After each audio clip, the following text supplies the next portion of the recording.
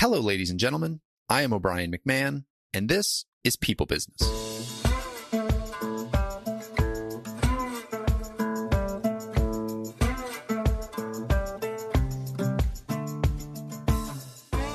In this episode, I'm joined by Rusty Komori. Rusty is a motivational speaker, leadership consultant, and tennis professional based in Honolulu, Hawaii. From 1994 through 2015, 22 years, he was the head tennis coach at Punahou School, where the boys' varsity tennis team won an unprecedented 22 consecutive state championships, a national record in all sports that still stands today.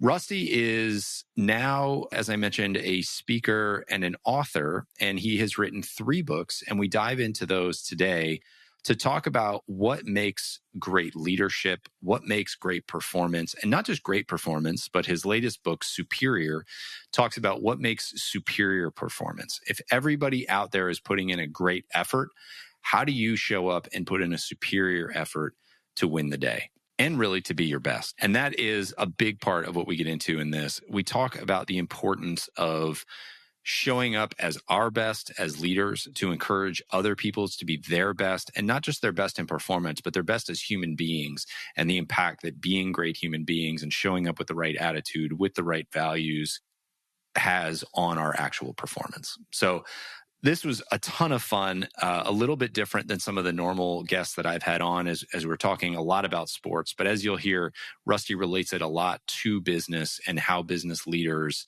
and just human beings in general can take these lessons and apply them. I'm excited to share it. I hope you enjoy listening to it. I hope you can take something away and improve the path that you are carving through your own life. Here is Rusty Komori. Rusty, welcome to the show. Excited to have you on and dive into coaching and team building today, among other topics.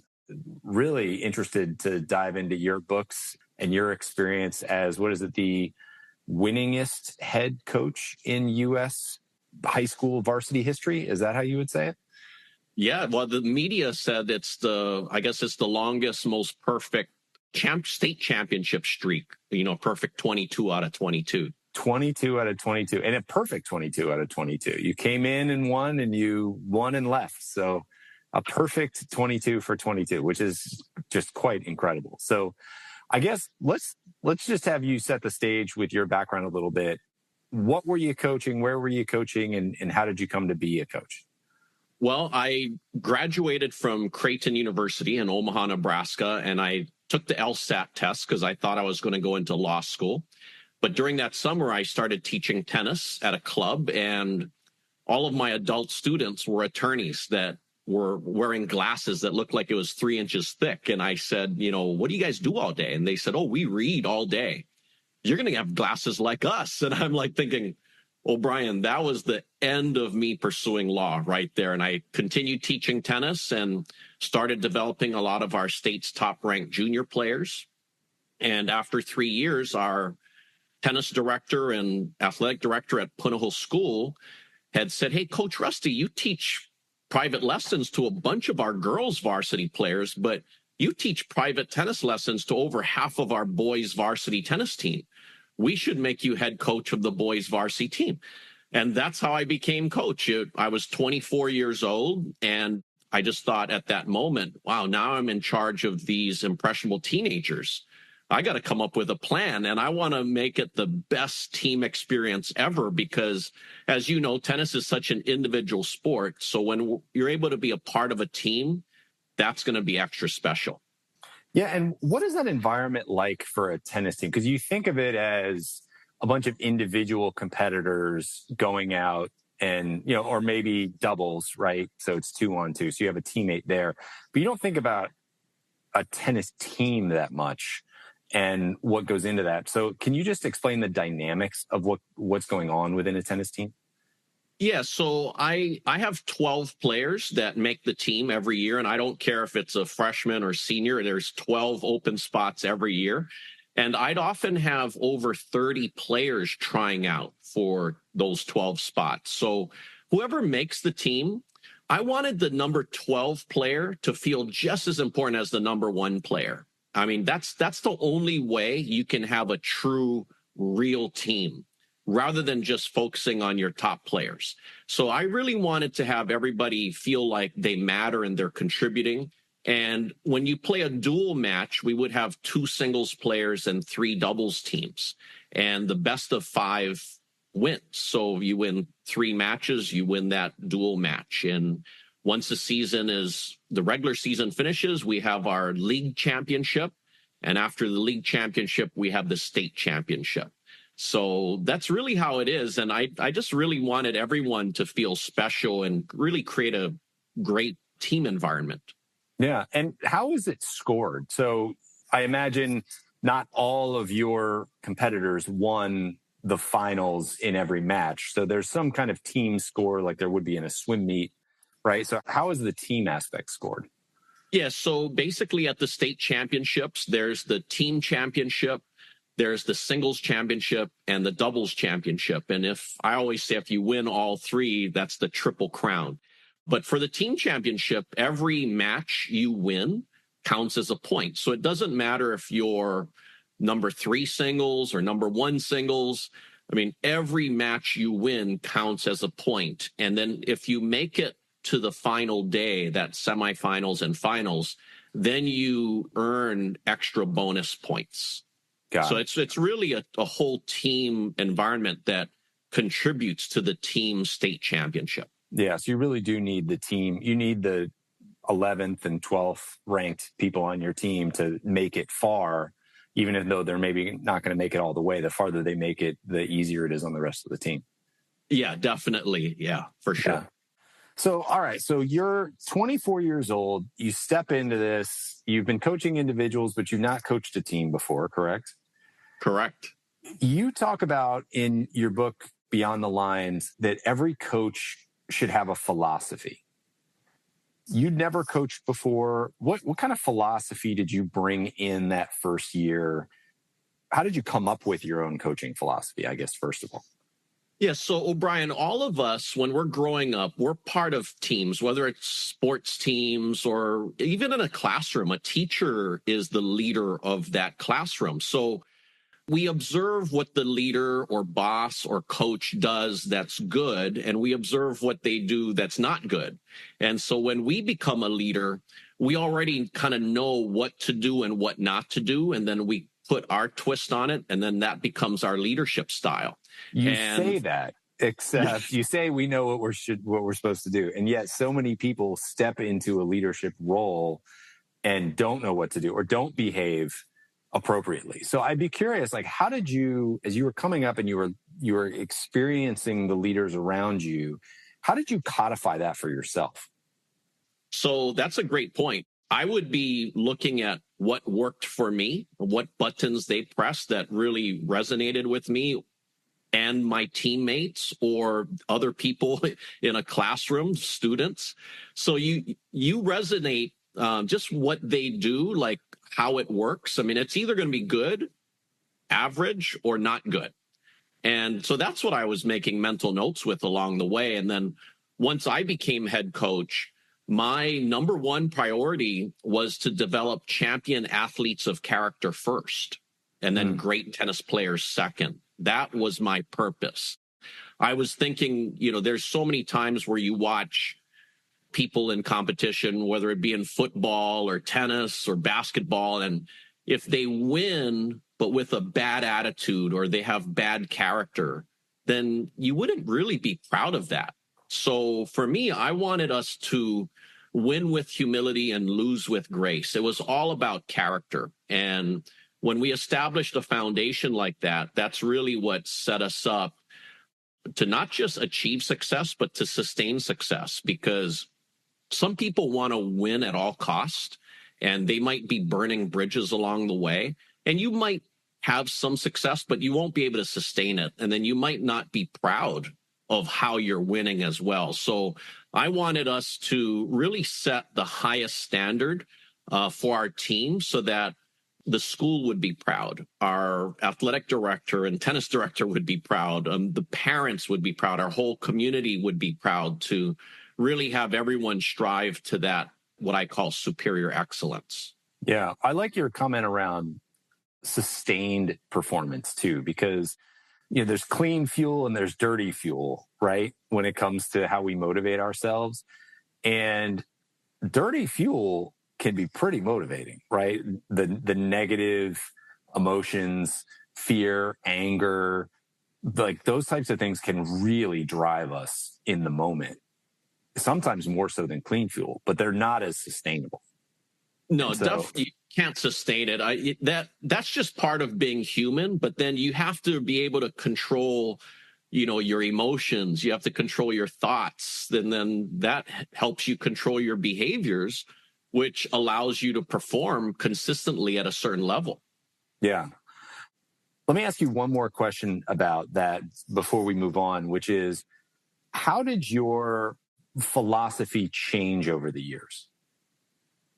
Well, my philosophy never really changed. It was always about character first, because in my first year coaching, in our second match, we played a small school, and we have 8 players that play in a team match in a dual match. So I left my top 4 players off, and I had my bottom 8 players play. And of the bottom 8, my number 4 singles player, who was playing number 1 singles that day, was a senior who was ranked number 6 in the state. He was a strong player.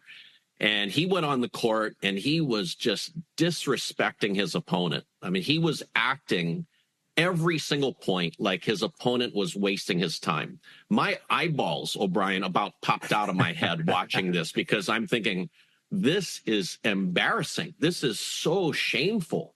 And when he came off the court after winning in 25 minutes, he says, "Coach Rusty, 6-0, 6-0. I said, "Fantastic. You're off the team." He goes, "What?" I said, "If you're going to act like that, you're going to you're going to contaminate our team. You can go home right now." The other seniors came over and they said, "Coach, we need him." I said, "No, we don't. We're going to go on with 11 players." Now, the freshman and sophomore players, who made the team that year, they look up to these seniors. I mean, those are their mentors. And they're thinking, if he can get kicked off, any one of us can get kicked off. And he won his match and he got kicked off. So it wasn't about winning or losing. It was about character. And because of that story, he called me up that night and he said, "Coach Rusty, I'm so sorry. Is there a way that I can rejoin the team?" I said, "I know. We have practice tomorrow. I'll have the guys talk among themselves for a few minutes and see if they want to give you a second chance." And the team decided, "Coach, we want to give him a second chance." And the following day when he rejoined the team, oh my gosh, he apologized to me again. He apologized to the team, and he made a 180-degree turnaround, which made him even stronger as a tennis player, because now he's not walking into our tennis facility thinking, "Hey, look at me, look how good I am," or whatever. Now it's all about team, and it's all about attitude and behavior and, again, excellence. Yeah, I love that. A little humility there for him. Yeah, and it was a story that I was able to share with every team after that. So those types of examples are powerful. And again, it just reinforces my purpose, my priority, our standards every year. Yeah.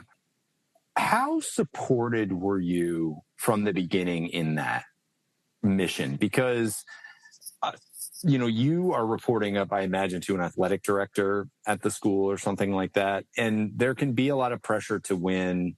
You were winning, so I guess that's good. But you kick one of your best players off the team. There are parents that I assume had things to say over the years about your decisions. How did you gain that support, or how did you hold to your tenets through some of those pressure situations? Yeah, so when I got hired as head coach, my athletic director said, "Coach Rusty, you're the expert, you're the professional. Tell me how I can best support you. I don't want to micromanage you. I want you to coach and do everything how you want to do it. But you tell me how I can best support you." Now, O'Brien, when I heard that, I'm thinking, oh my gosh, I want to make him proud. I don't want to ever let him down. I want to make him super proud that he knew that he made the best decision in hiring me. Now, that relates to anyone in business as well. I mean, if you earn the trust of somebody and they're saying, hey, I'm not going to micromanage you, I want to support you in every which way. I mean, you should try your hardest to make them proud and to really never let them down. Now, in regards to the parents, one thing that really helped me achieve and sustain success was I wasn't just coaching my players. I was also coaching the parents. I was giving the parents do's and don'ts, because it's new for them. It's a whole new experience. So they don't know what to do or how to act. And so when I'm giving them do's and don'ts, it really kept them in their lane. But I'm also avoiding misunderstandings or misperceptions, because if I'm putting certain players in a lineup, maybe third singles at first singles, and I don't explain why, people are going to misperceive or misunderstand. What is he thinking? This doesn't make sense. But when I explain to them that I'm calculating that our opponent might be this boy, and our player, our third singles player, might match up really good against him, and he might have an opportunity to beat him. And then if he does, that sets our team up for a higher seeding in the postseason. When they're understanding that, they're like, oh my gosh, that we never even thought about all those things. So they realize how in depth I was thinking. And really, I mean, if you want to win, you got to go above and what I call beyond the lines to really think about all these things and to try to accomplish that. Losing is a lot easier. You don't have to really do much. But if you really want to win all the time, you got to really try to calculate certain risks and try to position your team in the best possible position for success. Yeah. Well, you talk about that in the book as well, about the preparation and how prepared you need to be. And it sounds like you really went to great lengths to be prepared, and you encouraged your players to go to great lengths to be prepared. How do you know when you've prepared enough? Because you could watch film till your eyes fall out of your head, and like same in business, like you can so over prepare for a meeting. I think most people lean towards under preparing, but you can also over prepare. So where's the balance in feeling really confident that you've prepared enough without burning yourself out so that you can still go and perform? Yeah. So first of all, you need to have awareness, because there's peaks and valleys. You want to push your players hard, reach that higher peak, but then you need that recovery time as well. You can't just be going full on every day. That leads to injuries. It leads to burnout. So having awareness is really important. In terms of preparation, for me, I would plan out our practices the night before to the minute. Every minute was accounted for, because I wanted to maximize our court time. I wanted to respect my players' time, because, again, first and foremost, they're students. School is number one. Tennis is secondary. And so many coaches, they have it flip-flop. They think maybe football or volleyball is number one and school is secondary. No, school has to always be number one. And in terms of preparation, I would share with my team, I said, don't practice until you get it right. Practice until you can't get it wrong. I said, you don't work on something until you barely get it. You work on something until you own it, until it becomes a part of you. It becomes something that you do, and then it becomes your identity. So that's really what you want to do, whether it's in sports, business, or life. I mean, work on something until you can't get it wrong. And when you do that, you're adding so much value to yourself personally, which will help the team, whatever team you're on, collectively. Yeah. Can you talk a little bit more about prepping till you can't get it wrong? Like, what does that look like with some of the corporate clients that you work with? Yeah. So I love doing executive coaching for a lot of CEOs and other executives and their business teams, because it's all about building relationships. Everything that you do, whether I'm a coach in sports or I'm an executive coach in business, it's about building relationships. And I meet with a lot of CEOs every week. And whether they, read my books or they watched my shows on YouTube, they're coming to me sharing their challenges. And when I hear some of their challenges, I might respond by saying, there's a gigantic difference between being a great person versus being a great leader. Sounds like you're a great person, but your team, they don't respect you as a leader. And they're like, that's where you come in. How can you help us? And I'm like, well, we can right the ship immediately by doing a couple things here. And it really helps. But it shows me that leader really cares about what they're doing, whether he or she is leading a company, and how can they lead better? How can they help their people better? And so in terms of certain relationship building with maybe the leader and their team members, or the team members and their clients that they work with, I always get asked this question, O'Brien, where people say, how do you achieve greatness? You achieve greatness. How do you do that? And I said, well, I know that greatness is a choice. Excellence is a choice. Courage, kindness are choices. Positivity, perseverance, resiliency are choices. Self-discipline is a choice. Self-discipline leads to habits, which lead to success. So yes, greatness is a choice. So I want people to know that when the first thing that they need to do is to make proper choices. That's why in my first book, Beyond the Lines, chapter 1 is titled The Choice is Yours, because some people feel complacent and they might be miserable in their role and they're feeling stuck. And I'm saying, no, you don't have to feel stuck. You can choose to do something better. Now, I want people to know that the choices they make will determine their destiny. Now, when you're trying to work on something until you can't get it wrong, I always say that you need to control 3 things. You need to control your thoughts, your mouth, and your hands. If you can control what you think, what you say, and what you do, you have a great chance of controlling your destiny and your life. So first and foremost, before you can work on anything else, I want people to work on themselves. Control those 3 things first, and then help the people around you control and be aware of those 3 things as well. And once you do that, you start to really make less unforced errors. You start to create less problems for yourself that you have to maybe undo and kind of solve later on. So I like to be very proactive in my approaches with executive coaching. Let's talk about the head, mouth, and hands there for a second.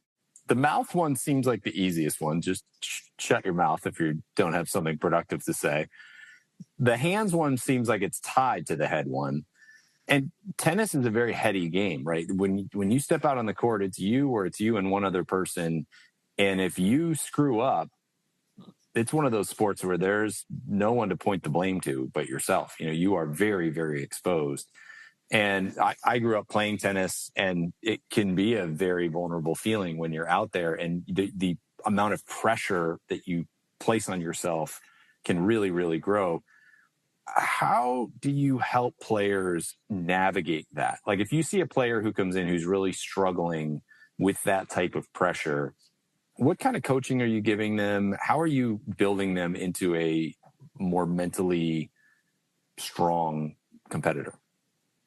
Well, first of all, I give my teams what I call my world famous quote of the days. And after every practice or after every match, I want them leaving thinking about something. And so, a quote of the day might be, a mood is a reflection of your attitude. Change your attitude and you'll change your mood. Now, think about that. How powerful is that? Yeah. Often, because we're human, we get into moods. Well, how do you change your mood? Well, change your attitude, and then your mood changes. And again, it's an internal thing. Another thing that I'll tell them is I'll define what mental toughness is, because we always hear that term, mental toughness. Well, what is it? So I like to explain mental toughness as it's the ability to maintain and create the right kind of internal feeling, regardless of the circumstances. So if your opponent cheats you, regardless of that circumstance, if the crowd is cheering against you, regardless of that circumstance, if you're feeling sick or a little injured or a little sore or whatever the case is, regardless of that circumstance, if it's super hot or super windy, regardless. So you either have mental toughness or you don't. It's as simple as that. But when I'm explaining, some of these concepts or giving the quote of the days, it really resonates with them during times of pressure on the court. Because again, like you said, tennis is a lonely sport out there. Yeah. I mean, it's just you. And I can come in after the first set to do a 2-minute coaching. After the second set, I can do a coaching as well. But once that's done, it's all up to them. So I'm trying to coach them to coach themselves on the tennis court. And I'm doing the exact same thing with business teams. I'm trying to coach executives or general managers to coach themselves before they can coach their assistant managers or their frontline people. But look at how simple and powerful that controlling those 3 things really are. And beyond that, O'Brien, I like to share that in a typical 2-hour tennis match, do you know how long the ball is actually in play for? Now, I kind of with a stopwatch calculated a few matches to really see how long the ball is in play for. And so, Brian, if you're serving to me and you serve an ace, that might be 1 second. Yeah. So I found that most matches in 2 hours that we play, the ball is in play for anywhere between 15 and 20 minutes. I saw that in the book, and I was like, holy cow, that is a crazy statistic. So when I'm explaining that to my team, I'm saying, okay, if the ball is in play for, let's say, 20 minutes, okay, what you think during the other 1 hour and 40 minutes that the ball is not in play for greatly impacts the 20 minutes that the ball is in play for. Yeah. So when I'm explaining it like that, it really makes sense to them. But I'm really doing the same thing with business teams. I'm saying that what if you have like a bad phone call or a bad meeting, and then you have maybe like 2 minutes before you got to go on to the next phone call or that next meeting. Well, you got to be at your best for that next meeting. You don't want to bring in all that stress or that bad thoughts or the negativity into that next phone call or next meeting. So yeah, it's a matter of having present focus. Is it just compartmentalizing? Is it present focus? Like you said, you just can train yourself to get so focused on the present moment that the past kind of falls away? Or is it accepting things that have already happened? Like what are some of the quotes or mantras that you have your players thinking about that's getting them to be able to move on to the next point? Yeah, so it is present focus because there's 3 parts. There's past focus, present focus, and future focus. All I'm focusing on with my guys on the tennis court is the next point. So you can hit the greatest shot and play the greatest point, or you can hit the worst shot and play the worst point. Well, that doesn't matter. That's in the past. What's most important now? It's the next point. Yeah. And so that became our mindset. That became the mental focus because I wanted our players to play their best from the first point all the way to match point. And when you can do that and maintain present focus, then you become a relentless competitor. Now, I would also share that in competition, you're always in one of 3 situations. You're either winning, losing, or you're tied.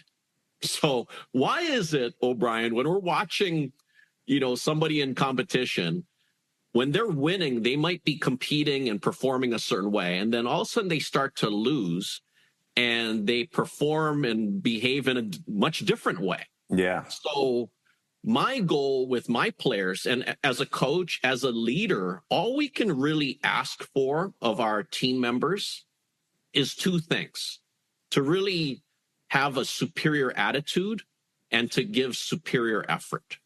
And if they can do those two things, that leads to performance goals, which lead to the results. And that's really, I'm trying to have my players focus on playing the entire match. I want them to run the entire marathon. I don't want them to win the first set and be thinking, ooh, I won the sprint. Okay. But that doesn't guarantee that you're going to win the match, the marathon. Now, if you lose the first set, well, you lost the sprint, but that doesn't mean you're going to lose the marathon. So I want them to really look long-term in that tennis match with that marathon example. I love that. That is a great example. And that applies to business in so many ways too, right? Because business is not a zero-sum game. You know, you might work an opportunity or a sale that's zero-sum, right? You're going to win or you're going to lose. But business in general is a non-zero-sum game. So like the goal is to continue to stay in business. You might have missed that opportunity, but there will be other opportunities. And the goal is just to keep going. And so there is this kind of natural cycle to it where you need to be able to put those points behind you and focus on the marathon. Almost, you know, ad nauseum, right? It's like that's marathon's never over, which can be tiring too. And I do think you need to stop and celebrate at some point. But it is, you kind of get that a little bit in the business world. Yeah, I mean, when you're in business, the goal is to stay in business forever. Yeah. You're not thinking, ooh, there's an end point. You're just thinking, well, we want to keep our business going on forever. Now, how do you do that? Well, you better have a solid foundation that you can really build on so that everyone there is, you know, working towards that same purpose, the same goals. Yeah. And once you achieve success, I mean, once you finally make it to that top of the mountain and you're number one, it's so hard to do that. But it's so much harder to stay at the top of the mountain, to really defend the mountain and stay number one, because you're at where everybody else wants to get to. Yeah. And, you know, pressure is a privilege. And it's something that when you're there, you know you're doing something extra special. But you got to really find ways to be creative and find different solutions and new possibilities. Yeah. Did you feel that pressure yourself as the years were ticking by and you were at the mountaintop, still on the mountaintop, still on the mountaintop? Like, to your point, like there's a pressure that builds up there. And oftentimes teams will, when winning, fall into a mindset where it's like, I don't want to lose now.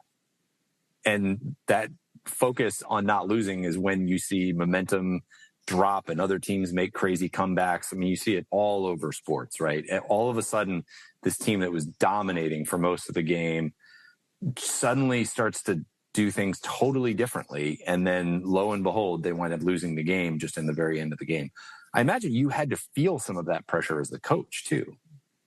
Well, Brian, I was just focused on every year trying to be the best coach for my players, to try to create the best team with my players.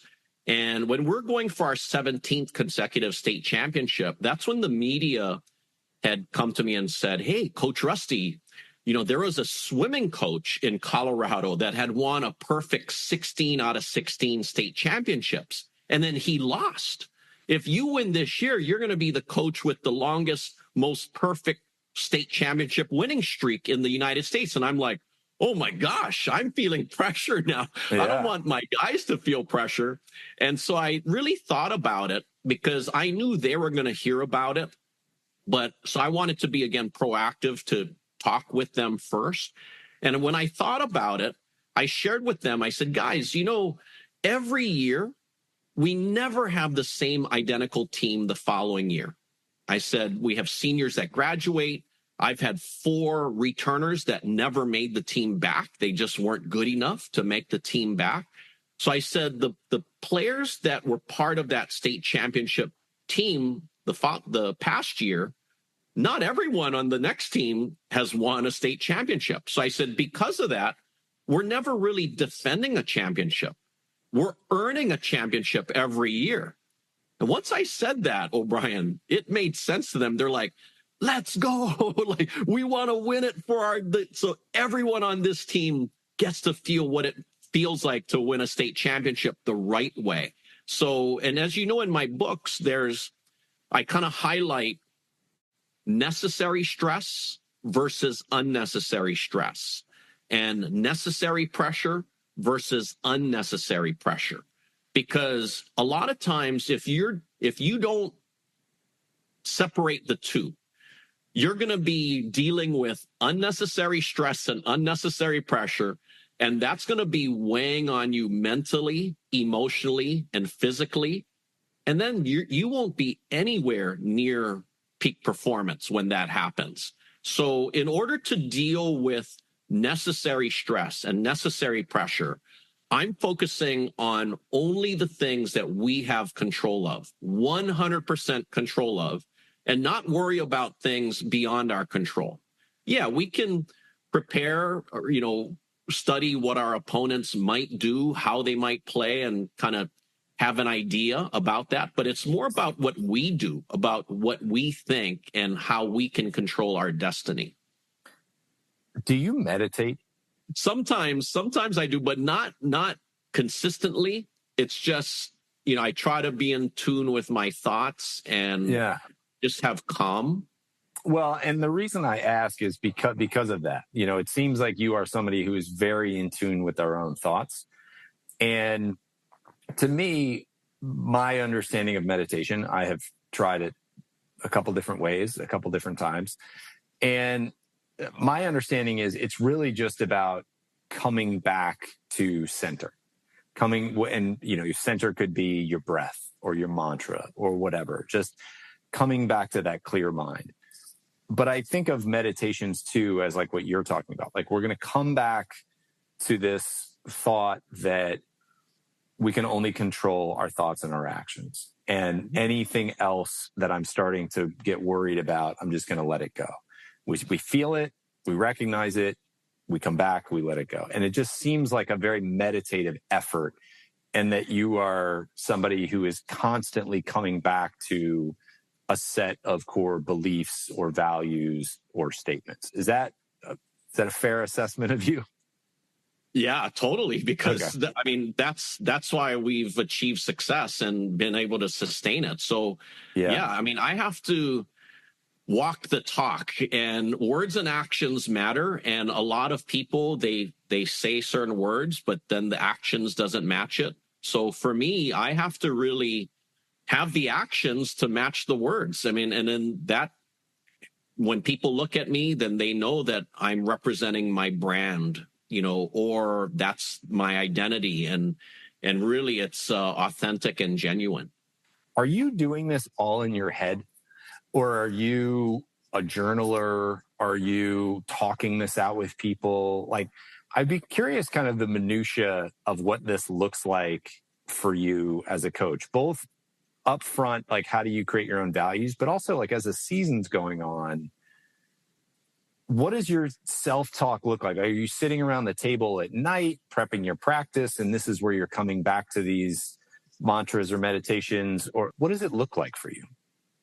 Yeah. So, my first year, once we went through tryouts, before our first official practice, that's when I came up with the 4 Ps for achieving success, because I thought, man, I got to have a framework. I got to have a plan. And so I really thought, the first P, people, I want to make sure that I have empathy for my people, but you might have empathy for them. The key is they need to know that you have empathy for them. Yeah. So, O'Brien, oftentimes if I'm on middle campus and I'm walking towards upper campus to the tennis courts and I run into one of my players, I might ask him, I heard your parents got divorced. If you need someone to talk to, I'm here for you. Or, I know that your mom had surgery. How is she recovering?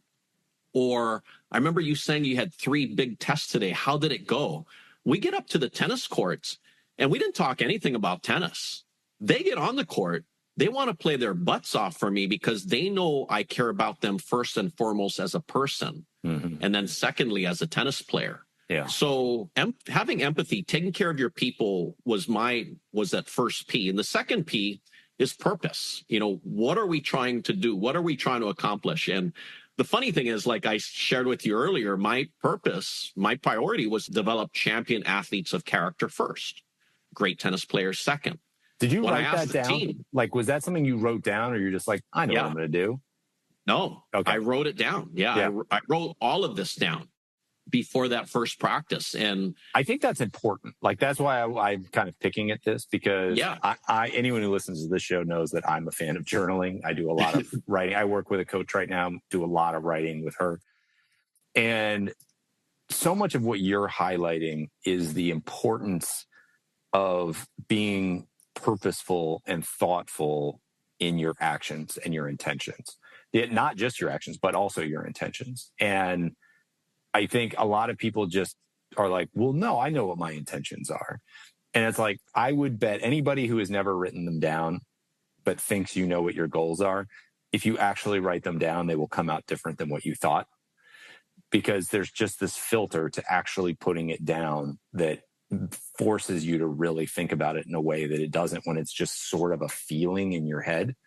So that's why I'm picking at this. I'm a believer in that. I'm like, you've got to be, this has to be written down somewhere in an old notebook, Coach Rusty season 1 somewhere.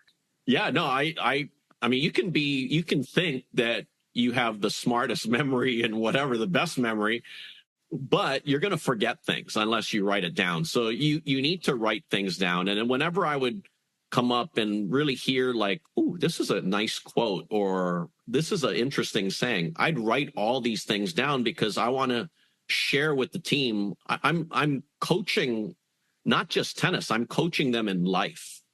And so I want them to be great people versus great tennis players. I mean, like we said earlier, if somebody's behaving badly, we wouldn't feel proud of that person. It'd be embarrassing. Yeah. But we feel good and very proud of good sportsmanship. Somebody just showing what being a good person should be like. That is so missing in the work world. And I don't think it needs to. Like, nope. I think the principles still apply, that if we're trying to develop our people into the best people that they can be, they're going to become great performers. Because great people are thoughtful people, they're proactive people, they're intentional, they're caring about others, they're looking ahead and thinking about what's going to happen. And that's what you want in employees, is critical thinkers, purposeful actors, high character individuals. But we don't talk about that in the work world. Even in leadership coaching, it's not really talked about developing the character of your team members. I do. I believe it. I fully believe it. And I think I'm here to make the claim that we need more of it. Yeah, I completely agree with you. Again, people, they kind of get stuck in certain leadership or boss situations, and maybe they start to make these unforced errors where they show favoritism, or they're promoting somebody without sharing why that person got promoted. And then that causes dissension among the other people that didn't get that role. And for me, I just really want to communicate everything, what I'm thinking and feeling, so that, again, let me share this with you, O'Brien. So I know that there's 4 situations that cause the most problems in all of our lives. And I refer to these 4 situations as the 4 misses: miscommunication, misunderstanding, misperceptions, and misinformation. So, for example, if there's 2 team members that get into an argument or something happens because maybe some person didn't hear the whole story, or they're taking things out of context, or they didn't hear the whole story. Now you're going off on these tangents with your coworkers or your clients, and these relationships might get damaged. They might not ever be fully repaired. All the while, you're wasting time from the goals that you want to achieve. So what I'm trying to do with a lot of these business teams is to be proactive in avoiding the 4 misses. So if you can avoid the 4 misses, you're going to stay on track to achieving the goals that you want. And at the same time, when I'm able to share what I'm thinking and what I'm feeling with my people, then they understand. And then it opens them up to share what they're thinking and they're feeling, which helps me understand the vibe and the pulse of our team. Now, if we can do that throughout an entire organization, throughout an entire company, they're going to be functioning at a much higher level, and their performance is going to be so good, and you're going to have employee retention. You're going to have very little turnover because now you're creating a culture where it becomes more like a second family outside of your primary family.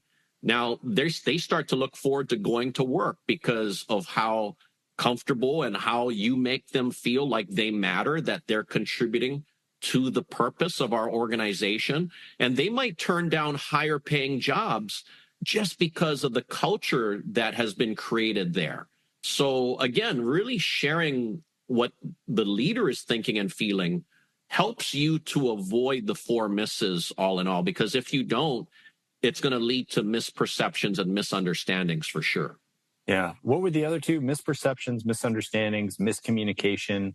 And misinformation. Misinformation. There you go. I love those.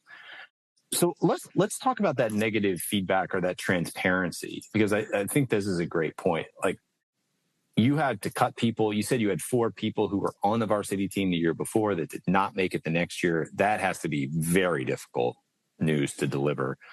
So what are your best practices for having these types of difficult conversations where you have to give somebody difficult feedback? I imagine you're very open and transparent about the decision.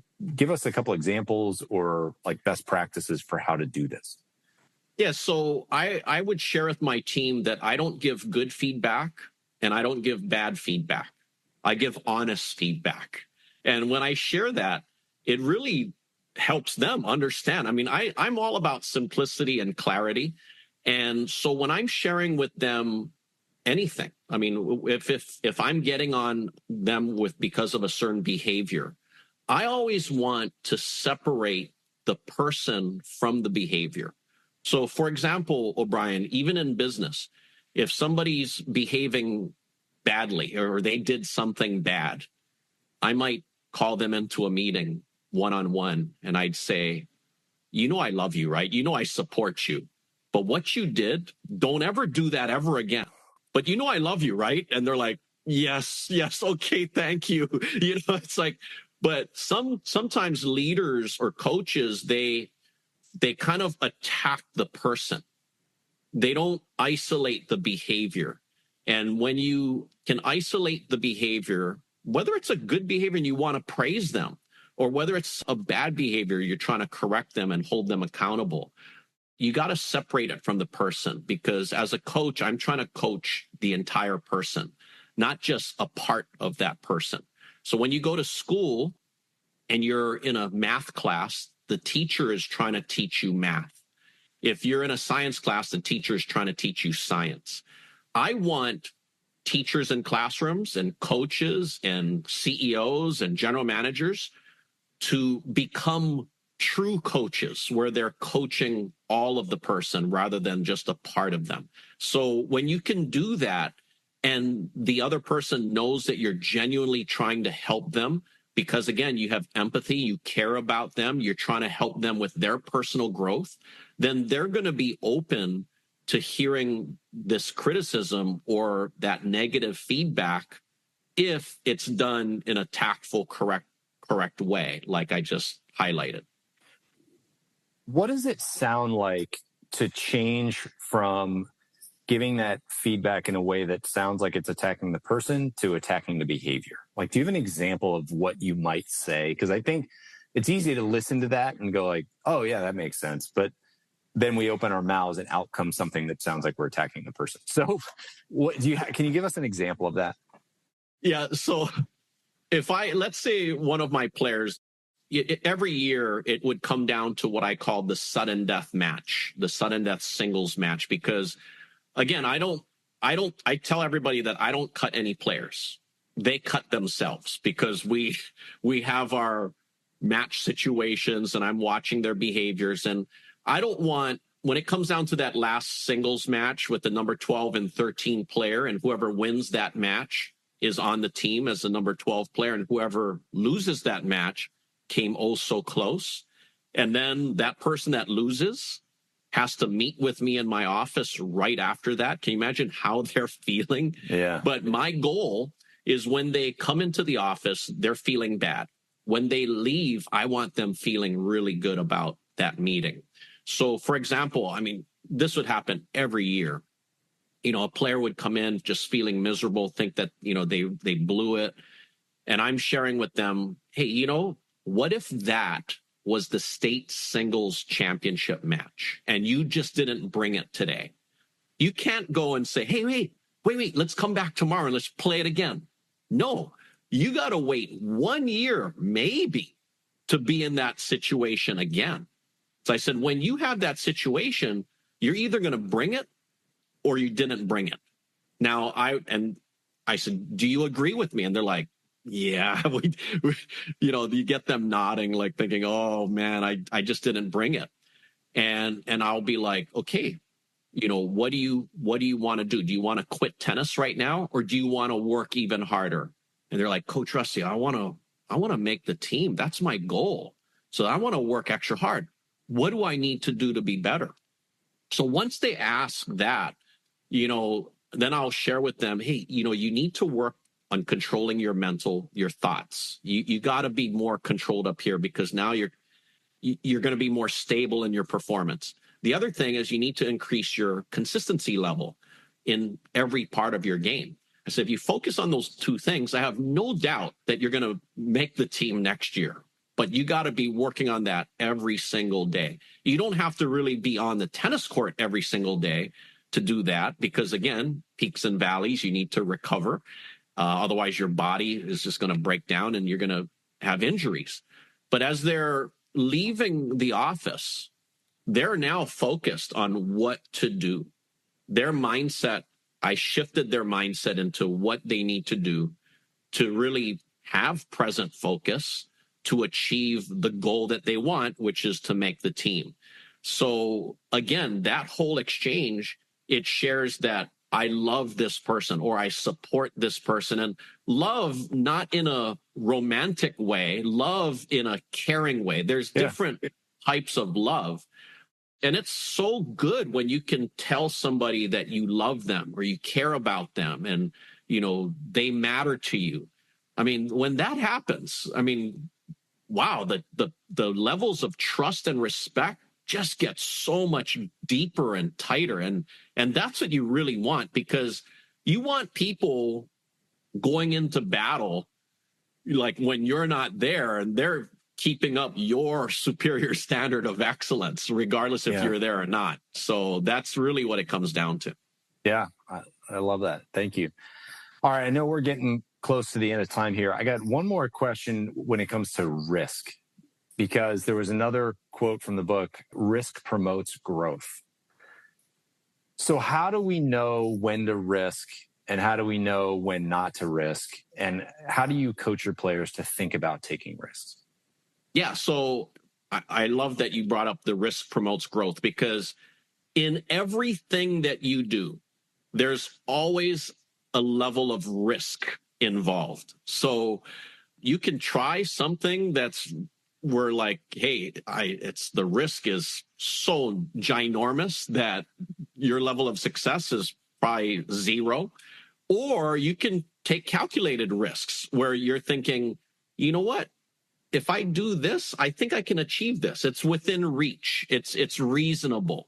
So even in tennis, and you know, as a tennis player, if I hit a neutral ball, okay, and then you hit an offensive shot and you hit a winner right off of that ball, well, now I'm thinking I can't get away with that. Against O'Brien, I need to hit a more offensive, aggressive shot.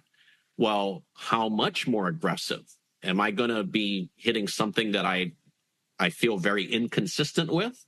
Or am I going to increase at 5%, 7% acceleration where I still feel comfortable hitting an aggressive shot, knowing that it's going to go in more often, but it might force you to stay neutral on your end with your next shot response to me. So in terms of risk, some people that I talk with, they tell me, oh, Coach Rusty, we feel stuck in our position and we're unhappy, but we get paid well. And I'm like, okay, well, if you're unhappy, you're not just making yourself unhappy, you're probably making your coworkers unhappy, and you're probably making your spouse and your family unhappy too, because all of this negative energy. It goes back to attitude is contagious, right? Attitude is contagious. Yeah. And at that moment, I'll talk with that person and say, what is your passion? What is your purpose? What do you want to achieve? And they might be thinking, I really want to try to pursue this.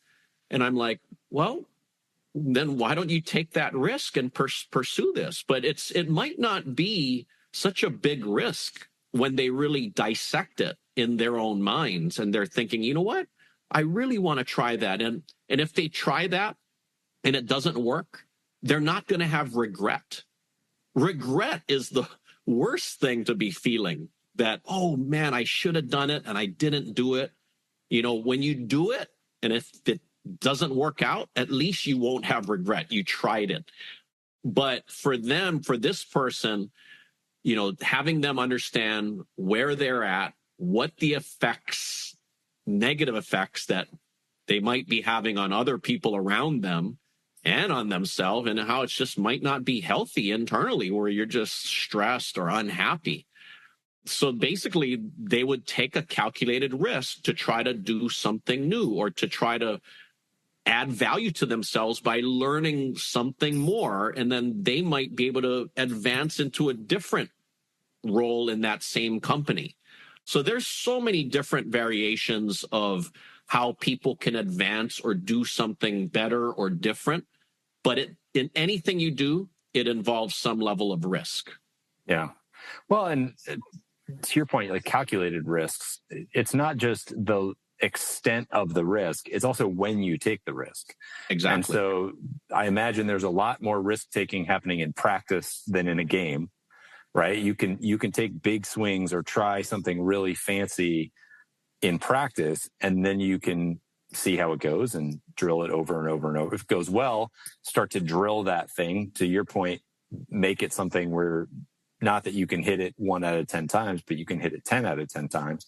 And now it's not a risk anymore. And so there are ways to build these risks in safe capacities. And you can do it in the working world or in our personal lives too, right?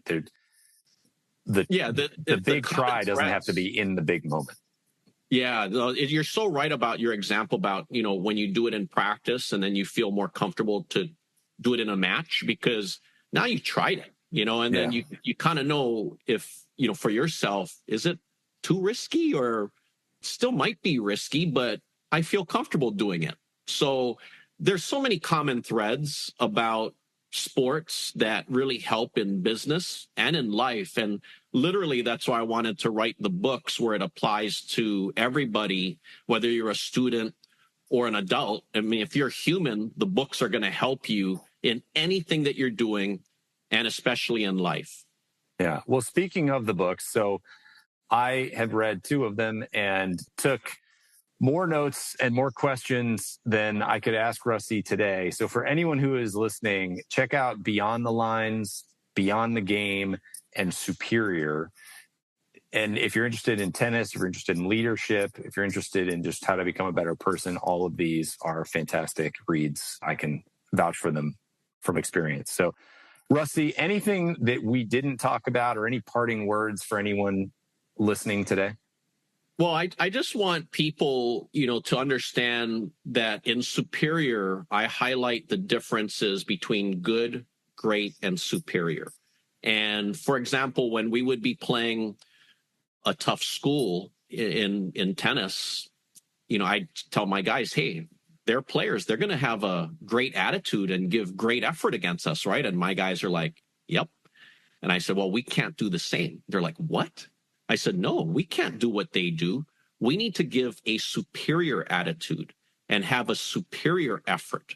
I said, that's what it is. And, you know, we've heard the term high achievers before. Well, I invented the term superior achievers because I want to coach people to become high achievers.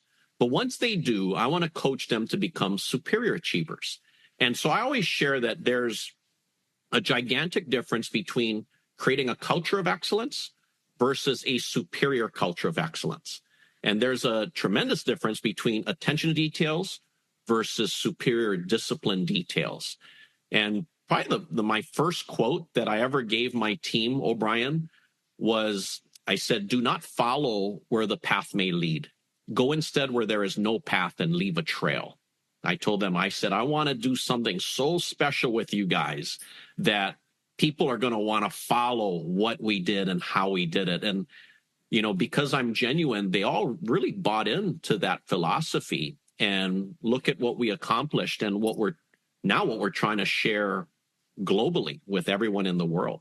Yeah, well, you forged a hell of a trail. That is that is certainly true. Congratulations on all that success, and congratulations on your success now and reaching a broader audience. I know that's a big part of your mission. So hopefully we can be a little signal boost in that mission for you and helping the people who are out there. So for everybody listening, as always, thank you. Appreciate your time and attention, and hope this helps you forge your own path and become a superior person in your own lives.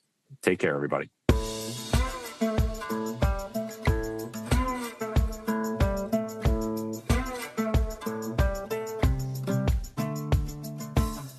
Hey folks, one last thing before you go. If you enjoyed the episode, make sure to hit subscribe so you can stay up to date with future guests. That's it. Thanks for coming. Go make the most of your business and the people in it.